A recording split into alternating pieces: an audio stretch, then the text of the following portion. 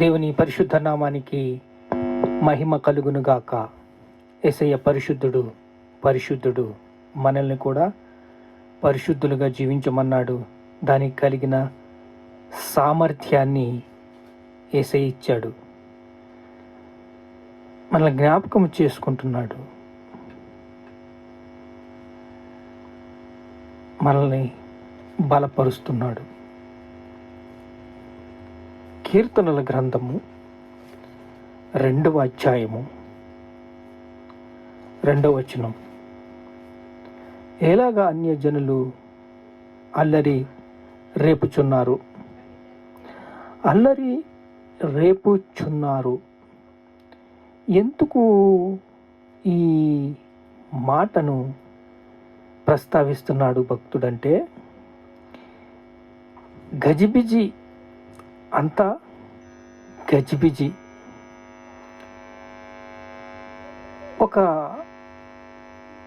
జీవాయువు ఊదిన ఆత్మ, దేవుని స్వరూపంలో సృష్టించబడిన ఆత్మ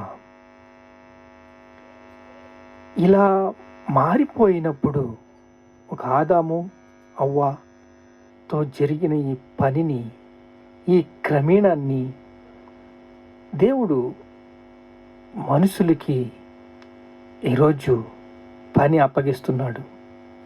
నమ్మకమైన మనుషులకి పని అప్పగిస్తున్నాడు.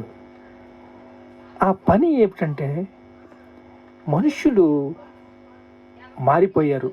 మనుషులు మారిపోయి మనుషులకి ఒక ఏమి చేస్తున్నారో తెలుస్తలేదు. వాళ్ళు అంతా ఎలా జీవిస్తున్నారో తెలుస్తలేదు. వారు తెలిస్తే పోని వారు విడుదల పొందుకుంటారు అని క్వశ్చన్ మార్కుని చూసారా?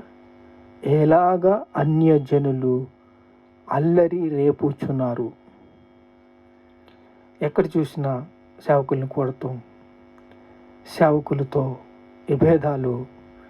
సేవకులు కూడా అలాగే ఉన్నారు. పాము వలె వివేకము, పావురం వలె నిష్కపట హృదయం లేదు. అలాగే ఎలాగా అన్యజనులు అల్లరి రేపుచున్నారు. మనం చూస్తాము, నాబాలు విషయంలో దావీదుని గౌరవించలేదు. తాను గౌరవించకుండా ఎవడు దావీదు, ఇషయ్య ఎవడు అని మాటలు చూస్తాము. ఇప్పుడు నాబాలుని తీసుకున్నట్లయితే మనము ఇక్కడ అన్ని జనుల్ని రెచ్చగొడతంలో కొంతమంది మనవాళ్ళు ఉన్నారు. అన్యజనులకి ఎలా ఉండాలి? ఒక మదర్ షెరిషా ఎలా ఉంది? ఒక జాన్ వెస్లీ ఎలా ఉన్నాడు? ఒక విలియం కెరీ ఎలా ఉన్నాడు? వారి యొక్క ప్రార్థన జీవితం ఏమిటి? వారి యొక్క పూర్వపు అనుభవాలు ఏమిటి? ఈ లేవు. వారితో పాటు అంటే తందాన. ఎలాగా అన్యజనులు అల్లరి రేపుచున్నారు. వస్తావా డిబేట్కి? చూసుకుందామా? నీ ప్రతాపము నా ప్రతాపము. నువ్వు వాక్యాన్ని, లేఖనాలు చూపించు. అంటే నీ వాక్యాలు నీకు ఒకటికే తెలుసా? ప్రతి విశ్వాసికి తెలుసండి. ఈరోజు బైబిలు నీతి క్రియలు ప్రజ్వలించాలి, అది ప్రకాశించాలి, అది క్రియ చేయాలి. అది దేవుడి దగ్గర నుంచి రావాలి కలెక్షను, దేవుడి దగ్గర నుంచి ఆశీర్వాదం రావాలి. ఏమో ఈ బైబిల్ చదివేసి ఏమేమో మాట్లాడేసి, మాటల్లో దోషం ఉంటుందండి. విస్తారమైన మాటల్లో దోషం ఉండకు తప్పదు. విస్తారమైన మాటల్లో దోషం ఉంటుంది. వ్యర్థమైన దానిని ఆలోచించుచున్నారు. వ్యర్థమైన దాని రండి, మనము వారి కాడులను విప్పుదుము. మనము వారి కాడులను విరగకూడదుము. రండి మనము వారి కాడులను విరగకూడదాం. అంటే వారిని విడుదల చేద్దాం రండి. దేవుడు అన్నాడు, నా కోసం ఏడవద్దు, నీ కోసం, మీ పిల్లల కోసం ఏడవండి అని. యేసయ్య ఏమన్నారు? నా కోసం ఏడవకండి, మీకోసం, మీ పిల్లల కోసం ఏడవండి. ప్రతి మనిషి నశించిపోతుంటే ఇప్పుడు ఎవరికి బాధ, ఎవరికి చింత? సత్యం తెలిసినోడికి నీకే బాధ లేకపోతే, నీకే చింత లేకపోతే ఎలాగా? సత్యం తెలిసినోడు నువ్వే వారిని విడిపించకపోతే ఎలాగా? సత్యం తెలిసినోడు నువ్వే వారిని బాగు చేయకపోతే ఎలాగా? అన్ని జనులు ఎలాగా అల్లరి రేపుచున్నారు? ఎందుకు ఈ అన్య జనులు అల్లరి రేపుచున్నారు? అక్కడ సమాధాన స్థితి కావాలి. దురాత్ములు వారిలో నింపబడ్డాయి, వారు నడిపించబడుతున్నారు. ఎందుకంటే బ్రైట్నెస్ వచ్చేసింది మనిషిలోకి. ఒక వికారమైన మనస్సు వచ్చేసింది. లోకములో వెలుగు వచ్చును కానీ చీకటి దానిని గ్రహింపకుండును. యేసయ్య లోకానికి వచ్చాడు, వచ్చిన కాంచి వాక్యం తెచ్చాడు. వాక్యం ద్వారాగా అన్నీ ప్రకాశించబడ్డది. రుచి చూచి తెలుసుకోమన్నాడు యేసయ్య. యేసు నామము రుచి ఎరిగి తెలుసుకోండి. పాట ఉంటుంది, రుచి చూచి ఎరిగి తిని యెహోవా ఉత్తమడనియు. రుచి చూచి ఎరగాలండి.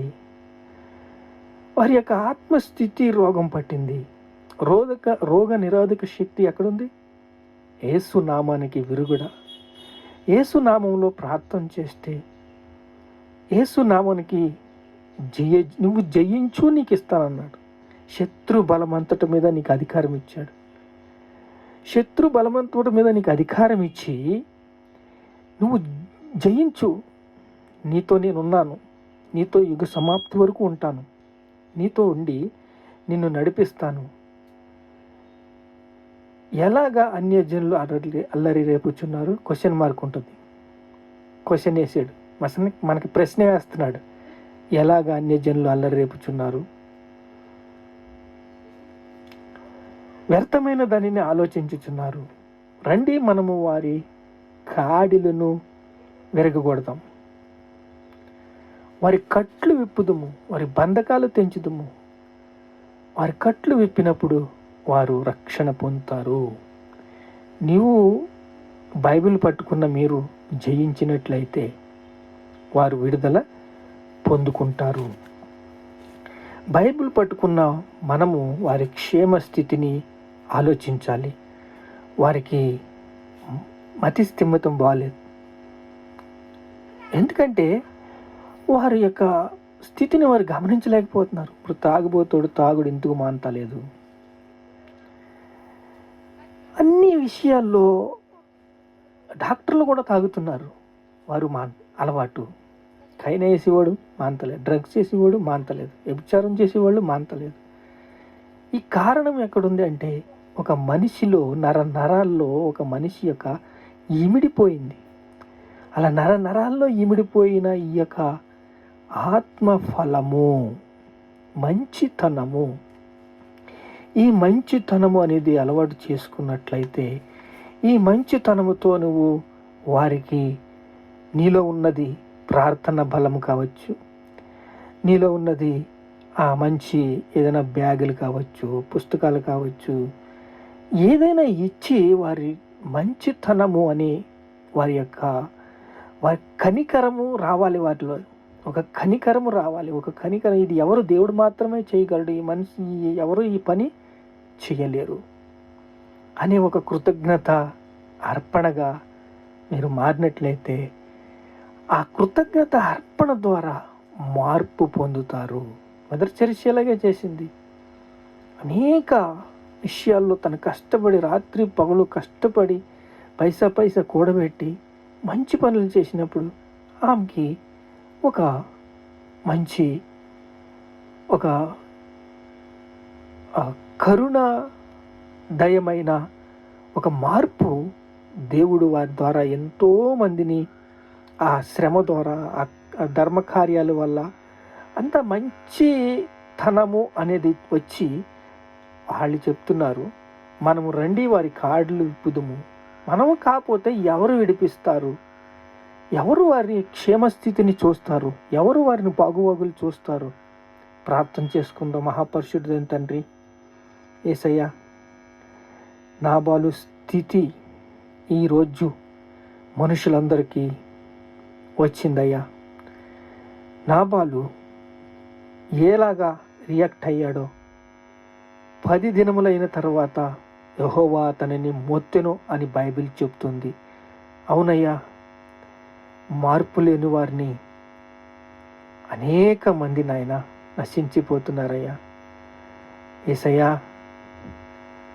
ప్రతి మనిషి క్రూరంగా దుష్టత్వానికి మారిపోతుంటే, దుష్టుడు మరణం ముందుట నాకు ఏమాత్రమైన ఇష్టముండునా అంటున్నావు నాయనా. నీకు స్తోత్రాలు. వారిలో మార్పు రావాలి. రండి, వారికి మనం కాడిలు విప్పుదుము, వారి కట్లు విప్పుదుము, వారి బంధకాలు తెంచుదుము. వారి కట్లు మనం ఇప్పకపోతే ఎవరు ఇప్పగలరు? ఎవ్వరు ఇప్పలేరు. మన కోసం ప్రాణం పెట్టిన యేసయ్య ప్రాణమే దారపోసేసాడు. పని మనకు అప్పచెప్పాడు. ఆ పనిలో మనం పాల్గొందామా? జయిద్దామా? జీవితం కలిగి ఉందామా? ప్రభువానికి స్తోత్రాలు, స్తోత్రాలు, స్తోత్రాలు, స్తోత్రాలు.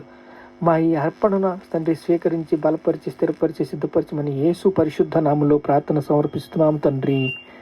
ఆమేన్.